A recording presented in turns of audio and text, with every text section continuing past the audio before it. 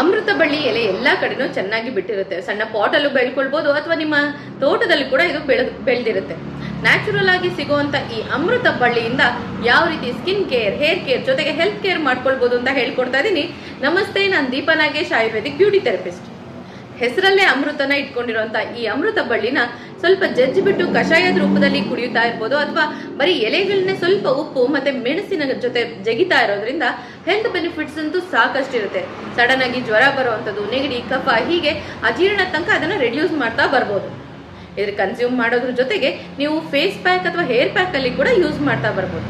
ಯಾರಿಗೆಲ್ಲ ಮುಖದಲ್ಲಿ ಸಣ್ಣ ಸಣ್ಣ ಗುಳ್ಳೆ ಇರುತ್ತೆ, ಬ್ಲಮಿಷಸ್ ಅಂತ ಹೇಳ್ತೀವಿ, ಅಲ್ಲಲ್ಲಿ ಬ್ಲ್ಯಾಕ್ ಮಾರ್ಕ್ಸ್ ಇರುತ್ತೆ, ಅವರು ಅಮೃತ ಬಳ್ಳಿ ಎಲೆನ ಚೆನ್ನಾಗಿ ಗ್ರೈಂಡ್ ಮಾಡಿ ಅದಕ್ಕೆ ಸ್ವಲ್ಪ ಕಡಲೆ ಹಿಟ್ಟು ಅಥವಾ ಸ್ನಾನದ ಚೂರ್ಣ ಅಂತ ಸಿಗುತ್ತೆ ಆಯುರ್ವೇದಿಕ್ ಶಾಪಲ್ಲಿ, ಅದನ್ನ ಮಿಕ್ಸ್ ಮಾಡಿ ನೀಟಾಗಿ ಫೇಸ್ ಪ್ಯಾಕ್ ಅಥವಾ ಬಾಡಿ ಪ್ಯಾಕ್ ರೀತಿ ಅಪ್ಲೈ ಮಾಡ್ಕೊಳ್ಳೋದ್ರಿಂದ ಬ್ಲಮಿಷಸ್ ಅಂಡ್ ಸ್ಪಾಟಿಂಗ್ಸ್ ನ ಕೂಡ ರೆಡ್ಯೂಸ್ ಮಾಡ್ತಾ ಬರ್ಬೋದು.